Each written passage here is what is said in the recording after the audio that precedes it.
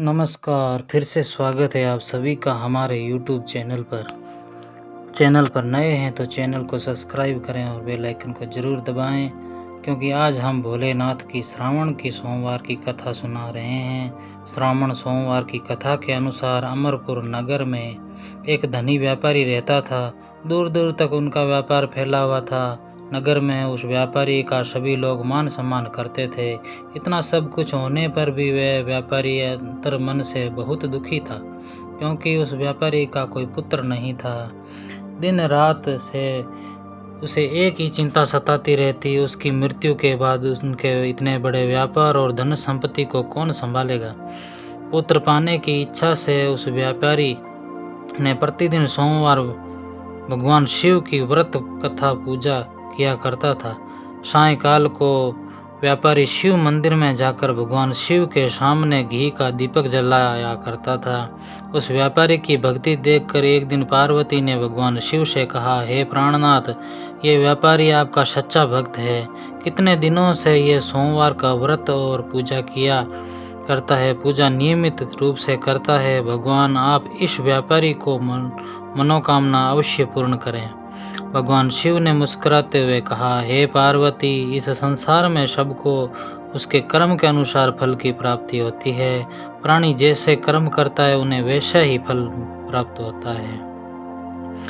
इसके बावजूद पार्वती नहीं मानी। उन्होंने आग्रह करते हुए कहा, नहीं प्राणनाथ, आपको इस व्यापारी की इच्छा पूर्ति करनी पड़ेगी। यह आपका अन्य भक्त है, प्रति सोमवार आपका विधिवत व्रत करता रहता है और पूजा अर्चना के बाद आपको भोग लगाकर एक समय भोजन ग्रहण करता है।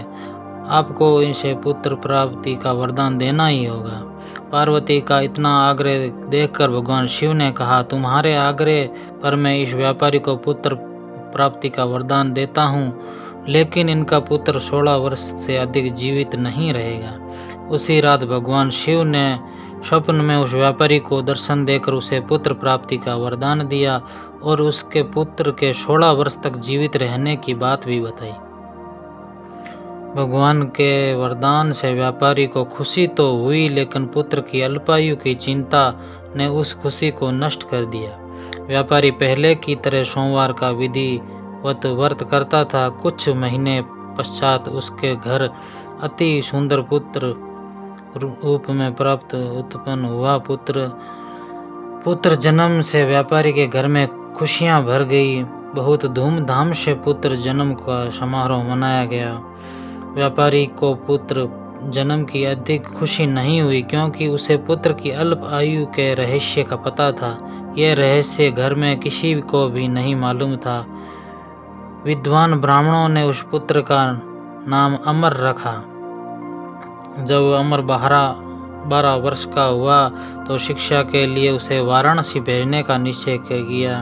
व्यापारी ने अमर का मामा दीपचंद को बुलाकर कहा कि अमर को शिक्षा प्राप्ति करने के लिए वाराणसी छोड़ाओ। अमर अपने मामा के साथ शिक्षा प्राप्ति के लिए चल दिए। रास्ते में उन्हें भी अमर और दीपचंद रात्रि विश्राम के लिए ठहरे, वहीं यज्ञ करते और ब्राह्मणों को भोजन कराते।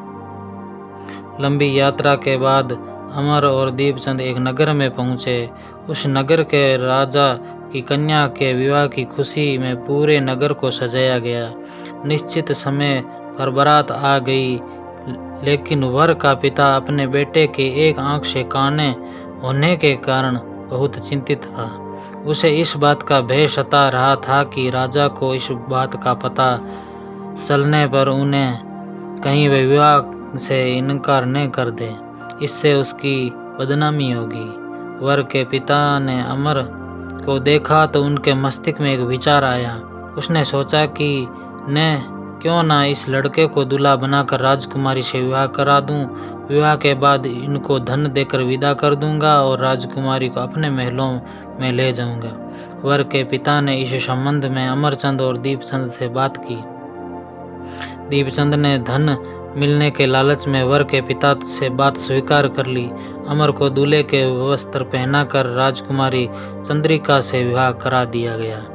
राजा ने बहुत सारा धन देकर राजकुमारी को विदा किया। अमर जब लौट रहा था तो सच नहीं छिपा सका और उसने राजकुमारी की ओढ़नी पर लिखा, राजकुमारी चंद्रिका, तुम्हारा विवाह मेरे साथ हुआ है। मैं वाराणसी से शिक्षा प्राप्त करने जा रहा हूँ। अब तुम्हें जिस नवयुवक की पत्नी बनाना पड़ेगा वह एक आंख से काना है। जब राजकुमारी ने अपनी ओढ़नी पर लिखा हुआ पढ़ा तो उसने काने लड़के के साथ जाने से इनकार कर दिया। राजा ने सब बातें जानकर राजकुमारी को महल में ही रख लिया। उधर अमरचंद अपने मामा दीपचंद के साथ वाराणसी पहुंच गया।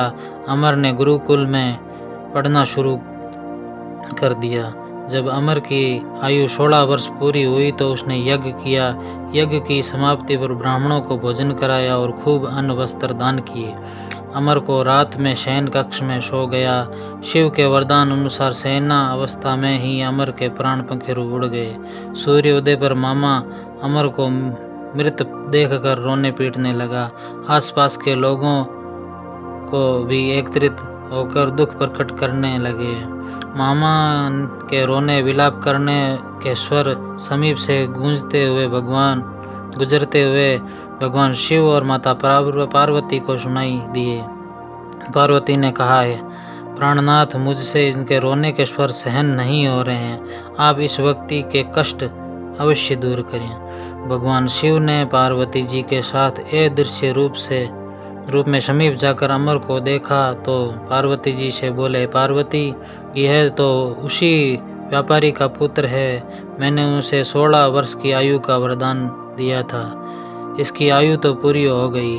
पार्वती ने फिर भगवान शिव से निवेदन किया, हे प्राणनाथ, आप इस लड़के को जीवित करें, नहीं तो मैं इनके माता पिता पुत्र की मृत्यु के कारण रो रो कर इनके प्राणों को त्याग कर देंगे। उस लड़के का पिता तो आपका परम भक्त है, वर्षों से सोमवार का व्रत करते हुए आपको भोग लगा रहा है। पार्वती के आग्रह करने पर भगवान शिव ने उस लड़के को जीवित होने का वरदान दिया और कुछ ही पल में वह जीवित होकर उठ बैठा। शिक्षा समाप्त करके अमर मामा के साथ अपने नगर की ओर चल दिया। दोनों चलते हुए उसी नगर में पहुंचे जहां अमर का विवाह हुआ था। उस नगर में भी अमर ने यज्ञ का आयोजन किया। समीप से गुजरते हुए नगर के राजा ने यज्ञ का आयोजन देखा। राजा ने अमर को तुरंत पहचान लिया। यज्ञ समाप्त होने पर राजा अमर को अपने महल में ले गया और कुछ दिन उन्हें महल में रहकर बहुत सारा धन वस्त्र देकर राजकुमारी के साथ विदा किया। रास्ते में सुरक्षा के लिए राजा ने बहुत से सैनिकों को भी साथ भेजा। दीपचंद ने नगर में पहुंचते ही एक दूत को घर भेजकर अपने आगमन की सूचना दी। अपने बेटे अमर को जीवित वापस लौटने की सूचना से व्यापारी बहुत प्रसन्न हुआ। व्यापारी ने अपनी पत्नी के साथ स्वयं को एक कमरे में बंद कर रखा था। भूखे प्यासे रहकर व्यापारी और उसकी पत्नी बेटे की प्रतीक्षा कर रहे थे। उन्होंने प्रतिज्ञा कर रखी थी कि यदि उन्हें अपने बेटे की मृत्यु का समाचार मिला तो दोनों अपने प्राण त्याग देंगे। व्यापारी अपनी पत्नी और मित्रों के साथ नगर के द्वार पर पहुंचा। अपने बेटे के विवाह का समाचार सुनकर पुत्रवधू राजकुमारी चंद्रिका को देखकर उनकी खुशी का ठिकाना नहीं रहा। उसी रात भगवान शिव ने व्यापारी के सपने में आकर कहा, हे श्रेष्ठी, मैं तेरे सोमवार के व्रत करने और व्रत कथा सुनने से प्रसन्न होकर तेरे पुत्र की लंबी आयु का वरदान प्रदान किया है। व्यापारी बहुत प्रसन्न हुआ। सोमवार का व्रत करने से व्यापारी के घर में खुशियां लौट आई। शास्त्रों में लिखा है कि जो स्त्री पुरुष सोमवार का व्रत विधिवत व्रत करते हैं और व्रत कथा सुनते हैं उनकी इच्छा पूरी होती है। बोलो श्री शिव शंकर भगवान की जय हो। अगर आपको हमारे चैनल की कथा पसंद आई हो तो हमारे चैनल को लाइक शेयर सब्सक्राइब करना बिल्कुल ना भूलें। शंकर भगवान आपके सभी मनोकामना पूर्ण करेंगे। जय श्री शिव शंभू की।